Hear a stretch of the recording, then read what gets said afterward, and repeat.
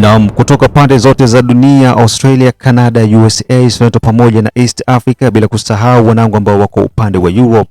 Baraka1 TV inakuja mbele yako na ujumbe ufuatao. Tunahitaji msaada kutoka kwako. Tunahitaji kununua kifaa kinachoitwa drone ili tuweze kupaa juu zaidi na kuzidi kutamba na kurushia matangazo yenye na uhakika na haki ndani yake. Baraka1 TV inahitaji msaada wako wa chochote ambacho uko nacho ili tuweze kununua kifaa hicho. Kwa mawasiliano zaidi tumia namba ambazo unaziona hapo kwa screen yako ili moja kwa moja uweze kuwasiliana na Baraka1 TV. Saidia Baraka1 TV, saidia Jamhuri ya Kidemokrasia ya Kongo, saidia Baraka1 TV, saidia wazalendo.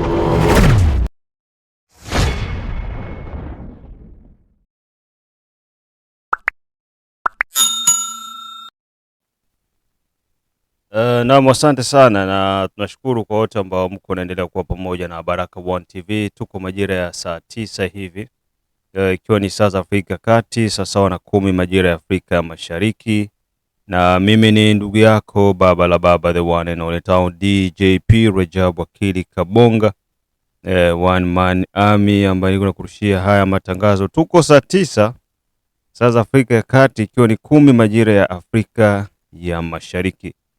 Meya wa jiji la Uvira Kifara Kapenda Kiki akiwa pamoja na kamati kubwa ile ya usafi ndani ya jiji la Uvira wanaendeleza kuimarisha usafi ndani ya jiji la Uvira.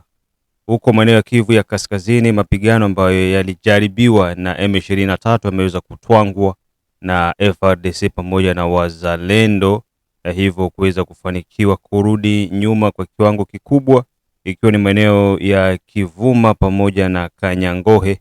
Hiyo tarehe ya jana kuelekea leo majira ya asubuhi, mapigano makali yaliripotiwa kando mwa Minembwe pamoja na Point Zero, ambako M23 waliweza kuongeza nguvu zao kujaribu kuwatoa majeshi ya Jamhuri ya Kidemokrasia ya Kongo na FRDC.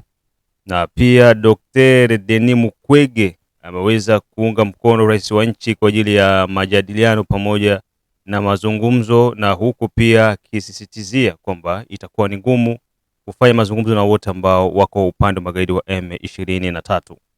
Ndani ya jiji la Bukavu jana kumonekana mlolongo wa wanajeshi wa Rwanda kutoka Rwanda wakiingia nchini Jamhuri ya Kidemokrasia ya Kongo. Huko Bukavu. Sorry na karibu tena kwa yote ambayo utakayokuwa nasikiliza hapa kwetu Baraka1 TV. Ni kipindi cha habari na maelezo. Mimi ni ndugu yako ambaye niko nakurushia haya matangazo. Ndugu zangu, kuna vitu ambavyo mara kwa mara tunakuwa tunaviweka clear kwa ajili ya kutaka kutafuta ufafanuzi wa habari zetu ambazo unazisikiliza kila siku. Na taarifa hizi zinakujia ni kila baada ya uchunguzi wa kina.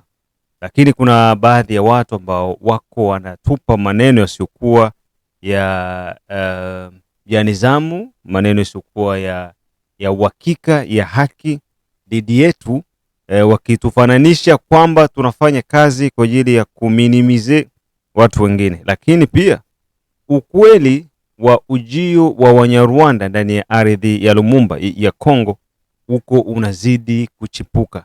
Nimepata tena revelation nyingine, ukweli mwingine ya hawa watu ambao wanajiita Wanyamulenge.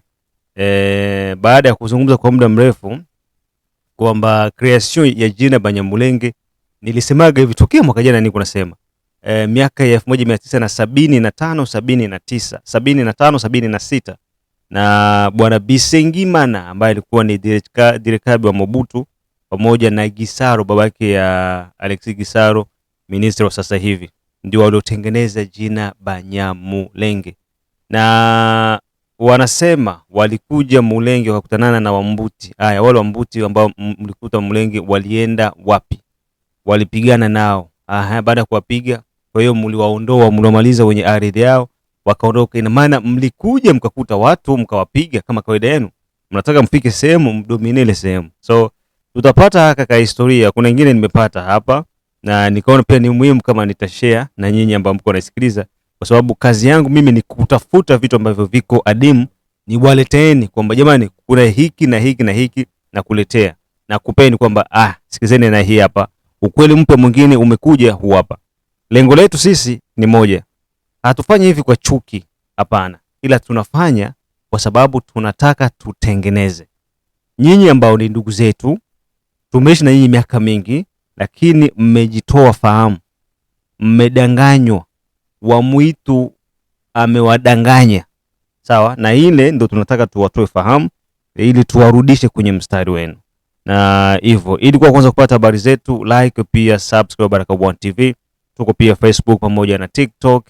Like na follow page zetu, na hivyo utakuwa kwanza kuwa unapata haya matangazo kila wakati. Jamani, tuendelee kushare na kusubscribe Baraka1 TV. Unapokuwa una subscribe, hii ina maana kwamba sio kuangalia tu, subscribe hii itakufanya uwe unapata matangazo kila siku. Mambo mapya yote ambayo yako yanatokea unakuwa unapata kwa wakati sahihi. Ina maana kila nikiingia tu live, wewe unakuwa ni mtu wa kwanza kuwa naona matukio yote. Kwa hiyo ni jambo la heri sana kama tutaendelea kuchangia wote kwa pamoja. Watu waliuliza position ya wazalendo na FARDC iko wapi saa hizi ku niveau ya plaine ya Ruzizi. Position iko ni Kabunambo. Kabunambo ni juu ya Sange. Muvile ya Sange, Musange, musite ya Sange, muko M23. Ndo officiel. Sisi tuko ndani ya Sange vile vile. Ndo ile Yesu alisema kwamba Baba yu nami. Ukiniona mimi unamwona Baba. Na mtu haji kwa Baba isipokuwa kwangu kwanza. Kwa hiyo ndo hivyo. Huwezi kuingia Sange bila sisi kwanza kuwepo pale. Kwa hiyo Sange hii ndani yetu, tu ndani ya Sange. Siko mnaeleweka hapa. Kwa maana hiyo kwamba haiko M23 ndio inatawala Sange, hapana. Tuko sisi wote pale ndani. Sasa utaniuliza tuko sisi wote ndani kiasi gani? Ni hivyo. Tuanze na swala la brigade ya usafi jijini Uvira. Mheshimiwa Meya wa jiji la Uvira Bwana Kifara Kapenda Kiki, baada tu ya kuingia Uvira, baada ya mimi kulalamika sana kuambia jamani, eske usafi ni lazima tuzalilishwe na wakahoko? Eske mpaka wakahoko tu atulazimishe usafi ndio tufanye usafi? Serikali inashindwa wapi kutengeneza kitengo ambacho kitahusika na usafi? Duniani kote kuna vitengo maalum ambavyo vinahusika na usafi. Ponde na nchi. Mishahara inatoka ya kulipa wale wafanyakazi. Kwanza ni moja kati ya mbinu za kutengeneza ajira. Tunawatengenezea watu ajira. Shelo.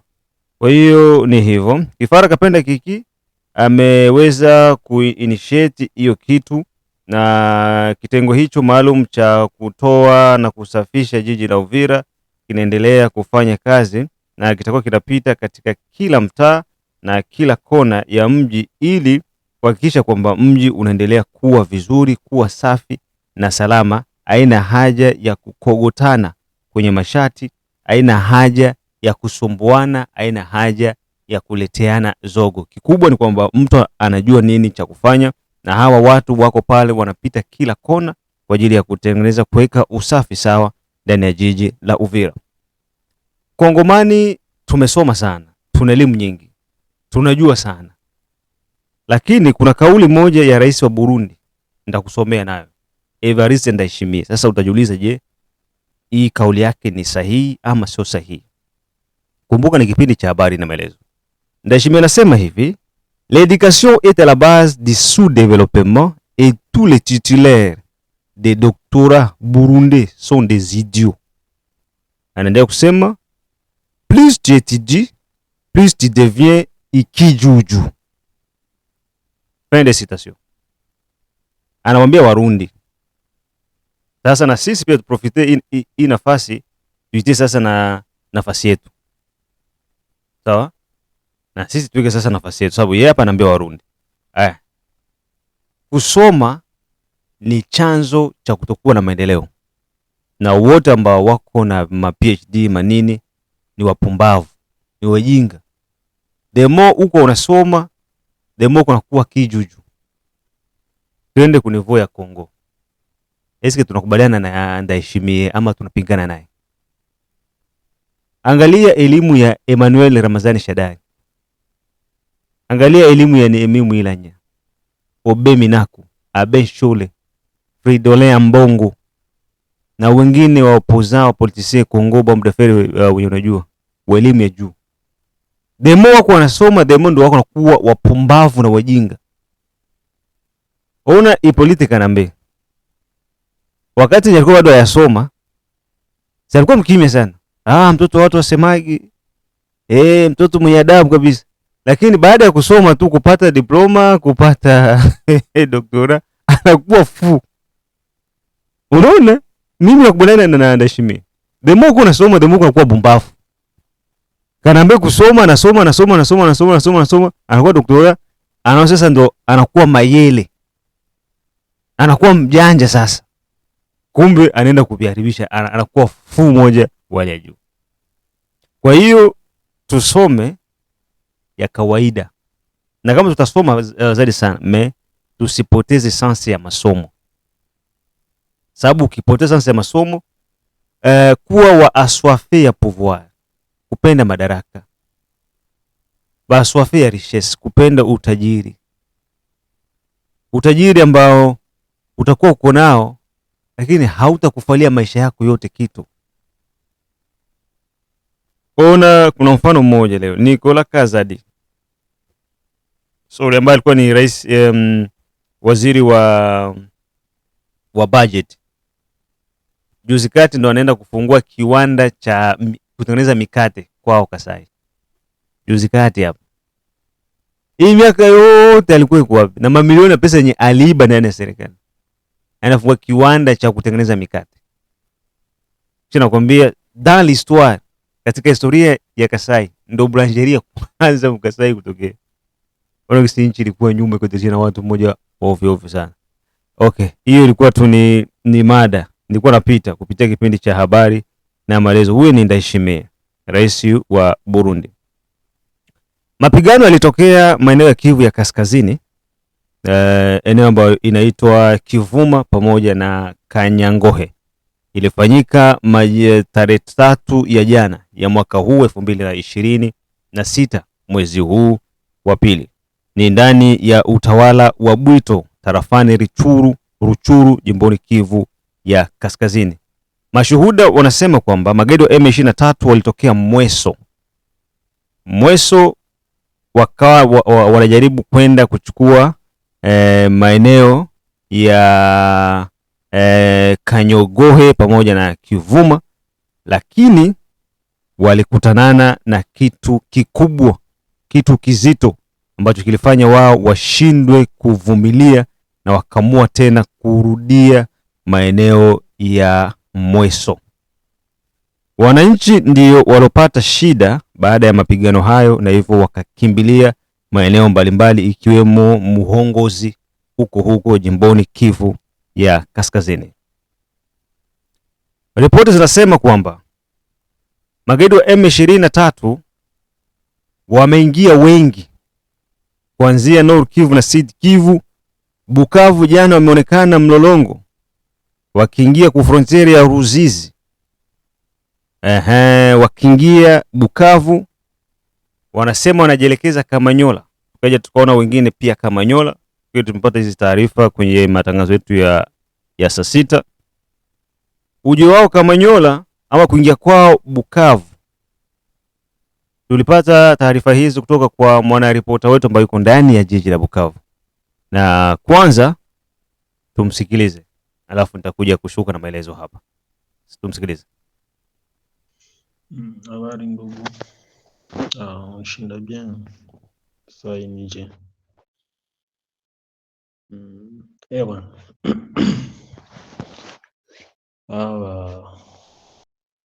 Hawa Sarambwe balivukisha basoda Ruzizi premier mon cher.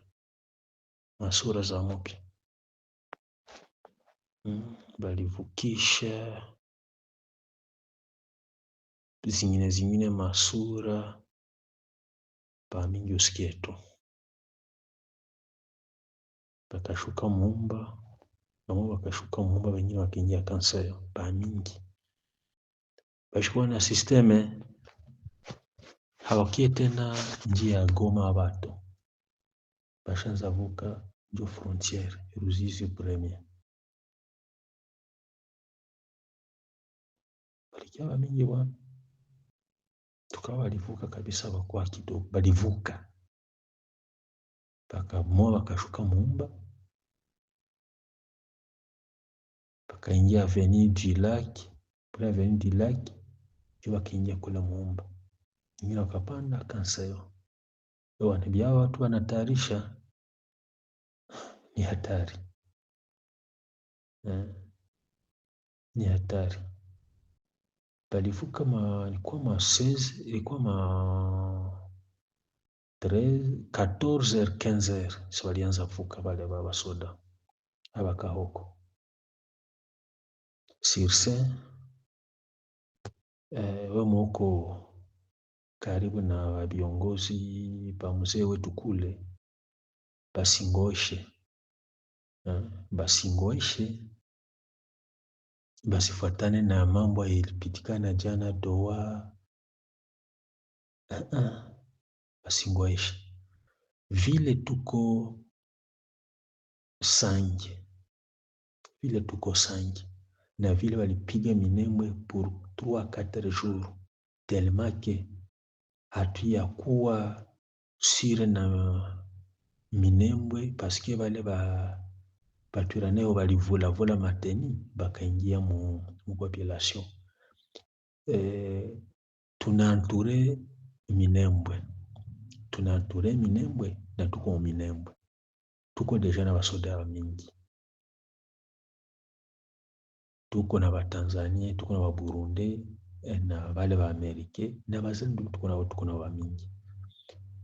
Baachi bale bana anture Minembwe, bengine bakamate directement kule Sange, baatake ile kilima ile mwingine, epi baingie Lubungi Katokota, baingie dita bashuke banza angalia tena Kamanyola.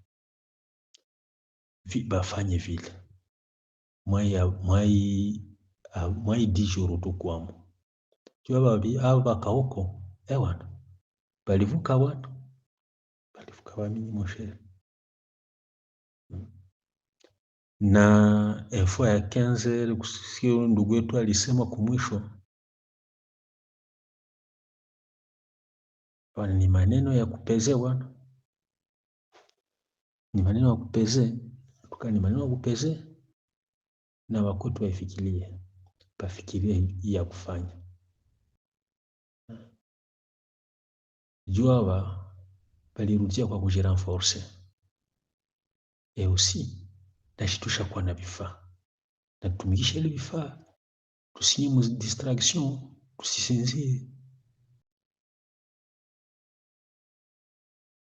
tusisinzie vile wana Rajabu.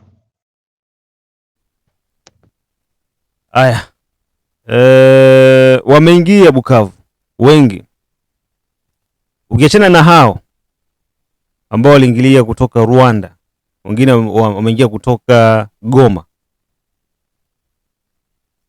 Kwa nini Rwanda hapa karibuni inajirenforce sana?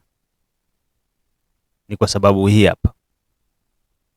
Rwanda wana uhakika kwamba kwenye tunaenda kumaliza kazi. Sasa vichwani mwao wanaweka kitu dialogue ambayo itafanyika, itawapa advantage. Hii dialogue ndani muko integration, reinsertion, mixage, brassage. Yote ni terme moja tu, lakini iko na engo mbalimbali. Sasa ili tuendelee kupata advantage ambayo tulipata wakati wa AFDEL, wa RCD Goma, wa CNDP, ni lazima tutumie hizi mbinu. Wanawaingiza wanajeshi wa Kinyarwanda, RDF ndio ambayo imeingia. Sawa ndugu zangu, RDF ndio ambayo imeingia. Sasa ili ikitokea chance juu hawa hawatapigana tena, kupigana hivyo hawatapigana. Ikitokea chance ya kumixe arme, wapate tena ile nafasi ya kuingia mu FARDC. Ina maana objective ya Rwanda bado haijaisha, ya kuendelea kudestabilize Kongo bado haijaisha. Kuisha kwake mpaka utawala wa Rwanda uanguke, mpaka Kagame atoke pale, ndo hiyo nani yake inaisha. Na maana yeye mwakili yake ni kwamba aendelee kuexploit Kongo. Sasa hawa walikuya juu ya kusema kwamba wakati wana mixe wanajeshi na wao pia wajikuta wanaingia ndani ya FARDC. Ile tu ndugu zangu, wala msijali kuona wanakuja magari na magari. Sawa, acha waje. Ujio wao wanakuja kutafuta mixage. Na sisi tunajua mzee wa kazi ashasema kwamba mixage kwake hakuna. Wao kama wanakuja wanajidanganya bure. Konsigne iko hivi. Sisi haturuhusiwi kulanse maataki. Niwaambie tu hivyo. Haturuhusiwi kupiga.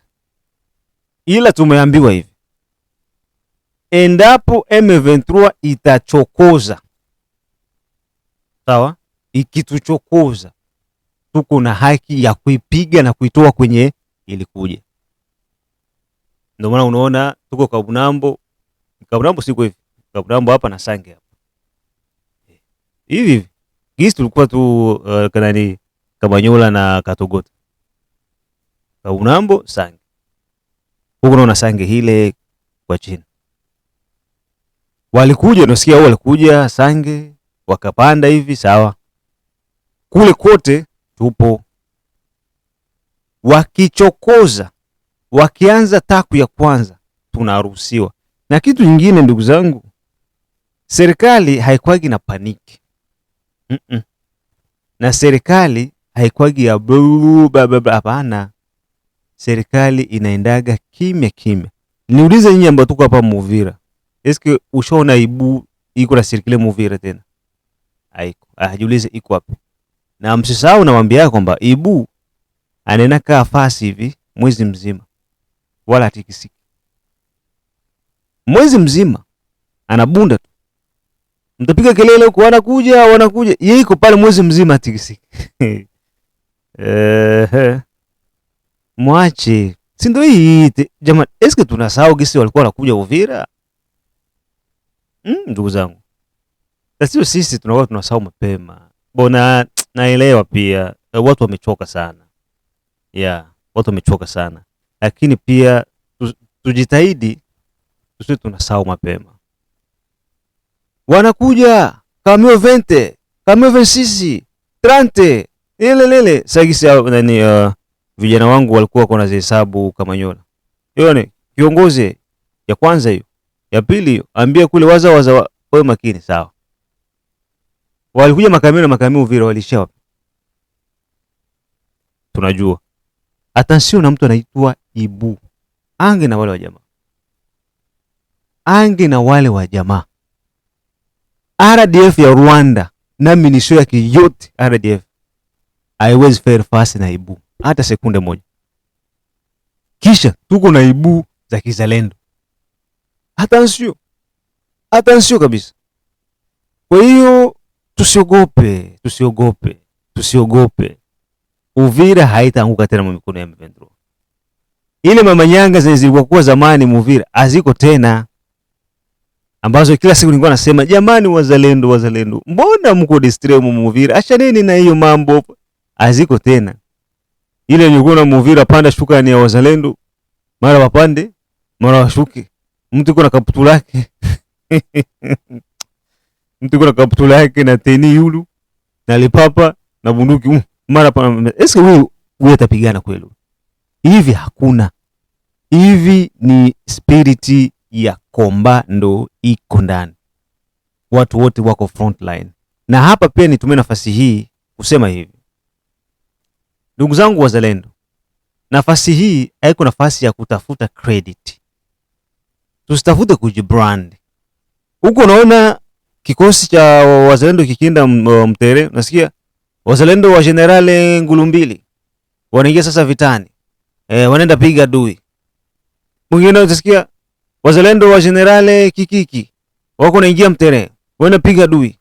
Mwingine unasikia wazalendo wa generale kokoko wanaingia mtere, wanapiga dui, hatuna black kabisa.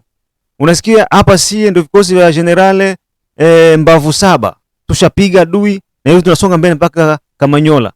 Kwa hiyo ndugu zetu, mnaona tunafanya kazi kubwa sana. Jamani, tunajibrand. Hii ni kutukosesha heshima.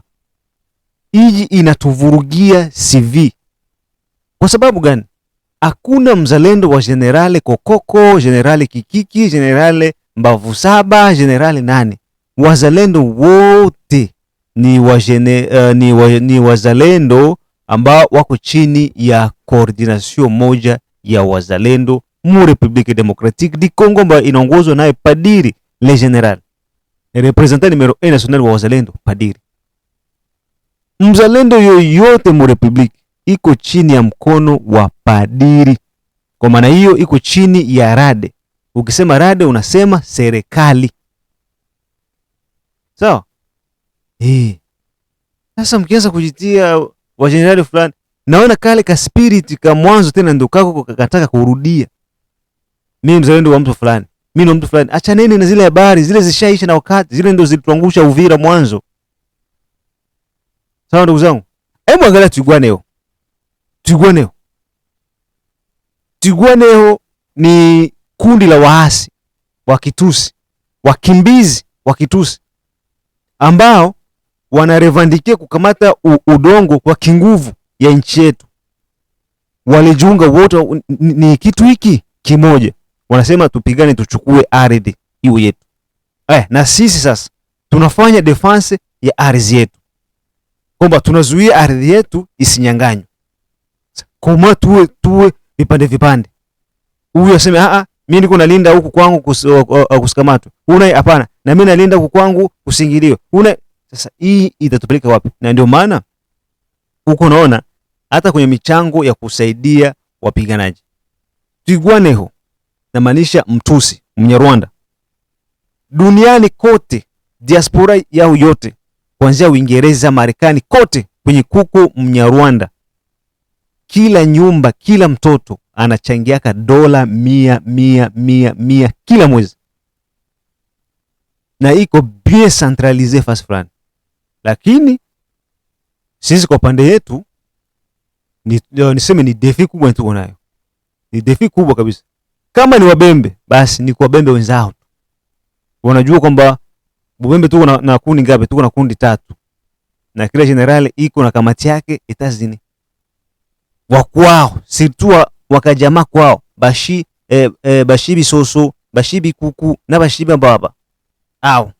Bashilololo, bashilelele, bashilalala. Nao hivyo.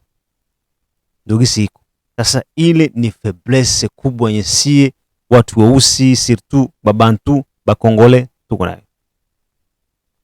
Ni Mungu tu anatusaidia, na sababu tuko na haki ya kutetea taifa letu, ndio maana unakuta hatunyanganywi. Lakini ingilikuwa sema sisi tulienda kuvamia watu na hii comportement yetu, kama tushaga sambaratika zamani. Sasa hao wenzetu, licha ya unite yenye wako nayo, licha ya strategy na apu yenye wako nayo, wanashindwa juu ya nini? Juu ni wenye kukosewa haki. Hawana haki ya kupigana.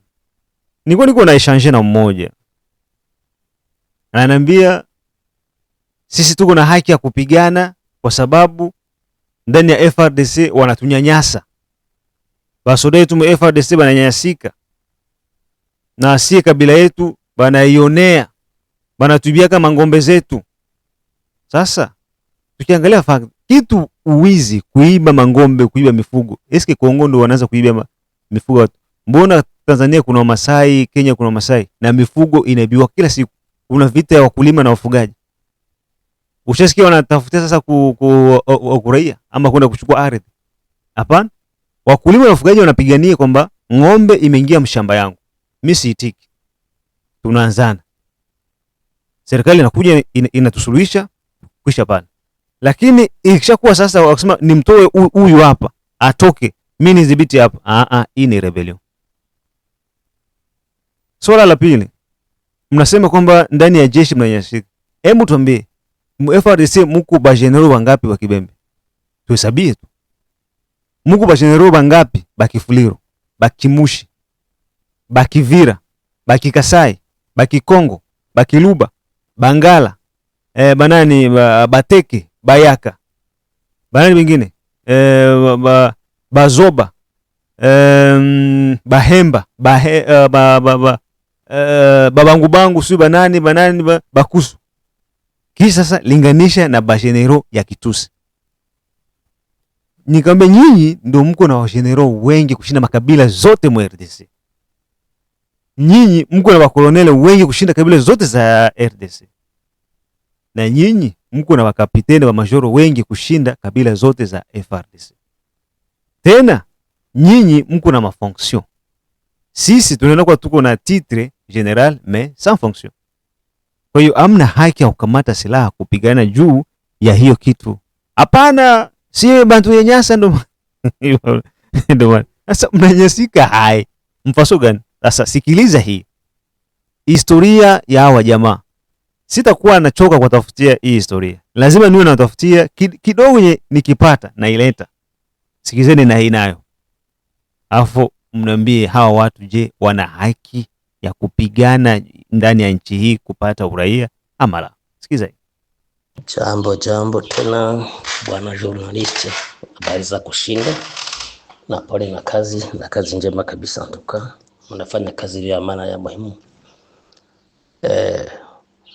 Tulikuwa tunatoa pendekezo kuhusu ndugu zetu hao wanaoitwa Wanyamulenge. Kuna watu wengi wanaishi nao lakini wako sawa, walipoteza akili zao depuis mbele ya wakati. Ndugu yule mwenye kuchibuya alisema kwamba wao waliingia Kongo huko wakakuta Wambuti. Swali la kwanza ya kumuuliza, sasa mliingia mnatoka katika nchi gani? Hiyo ni swali iko très important kumuuliza, mliingia mnatoka wapi? Mnafika mnakuta Wambuti.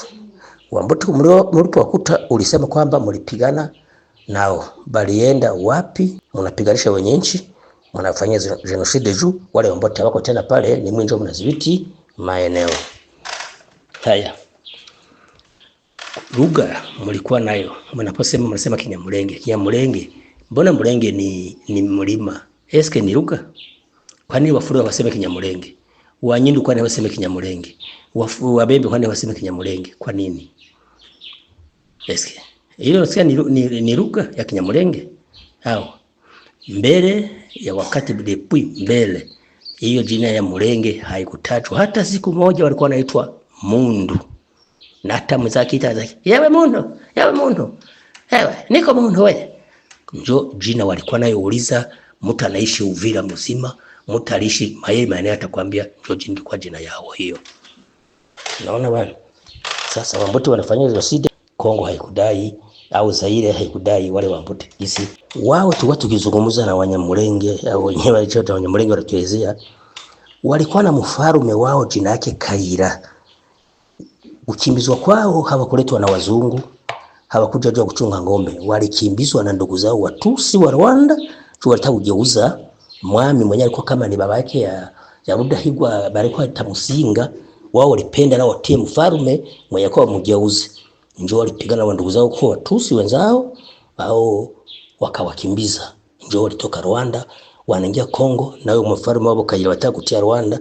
Njoo walikuwa wanakimbia. Wanyamulenge wapiga rejea tuongea watuambia. Tulikuwa na mfarume kinaki fulani walitaka kutia kusudi wageuze baba yake ya Rudahigwa kama ndio Musinga, kama ndio Mutaga mwao wafarume. Ilikuwa kutafuta ufarume, ndio ilituma wao kukimbia kuingia Kongo. Sasa ile wakati ya 1776 77 Jose kama sitanganyiki, kulikuwa Kisaro Muhoza, kulikuwa ngine kurokia project Rwakabuba Shinga. Njoo balikuwa na postile ku kandida kwa wadepite mpaka Rwakabashinga huyo akajenga nani stadi ya Uvira. Uliza mtu atakuelezea hiyo habari. Ndio maana sasa watu wanapoongelea hiyo habari ya wale wandugu wanaenda orosije kusema kweli vinawashinda. Kazi yao ilikuwa ni kuchungiana ngombe, anachunga zinazala, anapewa mtoto wa ng'ombe, sura zaisha mang'ombe. Ndio kazi ilikuwa inafanyika kwao, ile plane yote ya Ruzizi, kwanza Uvira, Kiriba, Sange, Ruberize, Rubwegera, Ruvungi, ndio ile kazi ya wale Wanyarwanda wanajiita Wanyamulenge.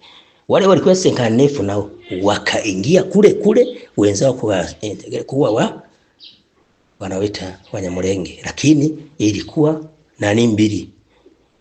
Senkanefu wale walikimbia, Senkanefu ndio walikimbiza Wanyamulenge, wao walijiita Wanyamulenge au Wamundu. Unaona mtukisi hali ilivyokuwa. Sasa kibatia kiburi ile wakati wanasema napigana na wa Mai Mobutu akawapa silaha za kulinda mangombe yao, wakawapa masilaha, njoo walianza kufunza watoto wao, kila mtu afunzwa silaha. Juu walikuwa wanapata. Walikuwa kuchukua nani masase kuzoni. Uliza kila mtu kwa Uvira anajua hiyo habari. Ni vitu wanajua, lakini kulisema bananyamanza.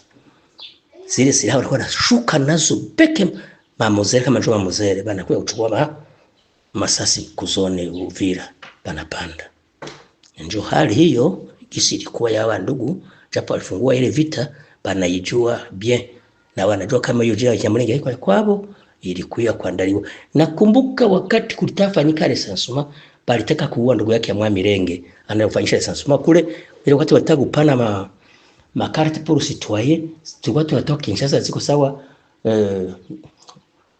tukisema budogo sana kushinda vile vile nyibi koka. Balitaka kumuua kule, anawaambia kwamba hawako Wakongomani, bataka kumaliza ndugu yake Mwamilenge. Uliza Wavira atakwambia hiyo habari bana ijua. Njoo hivyo bwana journalist, chambua kwa hiyo maneno nimesema naongea, utafutisha utapata wengine watakwambia ingine hiyo, unganisha utaona ukweli wa mambo wao ndugu yetu gisi walikuja pale. Hata Mnyamulenge patakweza gisi walitafanya mageuzi Rwanda. Njoo wale wakimbisaka. Hawakuletwa na wazungu. Hapana. Walikuja jua kukimbia kwa kuwa walitaka fanye yao maneno. Sawa. Ushinde na Bwana katika kazi zao. Naam. Asante sana. Umesikia hiyo hapo, sina haja ya kwenda mbali sana. Nafikiri umesikia. Dr. Denis Mukwege. Nimependa sana jinsi ameweza kuintervenir. Ameonyesha ushupavu kwamba ni opposant mwenye iko na akili kichwani. Anasema le dialogue intercongolais n'est pas la solution à la crise actuelle. Mazungumzo ya wakongomani kwa sasa hivi haiko ndo suluhu ya matatizo ambayo tuko nayo. 2. Il faut commencer par gagner la guerre et restaurer l'intégralité territoriale et la souveraineté de la RDC. Tunatakiwa kwanza kushinda vita na kuweka ustawi wa nchi yote kwa pamoja. 3. Une fois la guerre d'agression gagnée, les Congolais se réuniront entre eux sans influence de Kigali pour dialoguer et déterminer le chemin à suivre pour le futur. Wakati vita tunaimaliza, tunashinda vita hii, Wakongomani watakaa wao kwa wenyewe bila kuwa na ushawishi wote wa Kigali, Rwanda, na kutengeneza njia ijayo ya wao wenyewe. 4. On ne peut pas dialoguer avec ceux qui ont versé le sang des Congolais. Tous ceux qui ont le sang sur les mains devront obligatoirement faire face à la justice. Hatuwezi kuzungumza na wenye wamemwaga damu ya Wakongomani. Yeyote ambaye alimwaga damu ya Mkongomani anatakiwa, ni lazima afanye akutanane na sheria. Denis Mukwege. Na pesi yombote papa Denis Mukwege. Maroba oyo ulobeli biso awa. Antuka eza ya kusakana te. Eza ya kusakana te. Uza mwana mubali. Dr. Denis Mukwege alichozungumza ni jambo la heri sana. So mimi nawashukuru sana. Nawashukuru kwa leo, tuishie hapa. Mengine tukutane majira ya saa 12 jioni kwenye Amka na Baraka One TV. Kwenye mitazamo yetu, na pia Amka na Baraka One TV. tukutanane asubuhi. Ndugu zangu, usikose kushare na kusubscribe Baraka1 TV. Mambo mengi mazuri unakuwa kunapata hapa kwetu. Bye bye.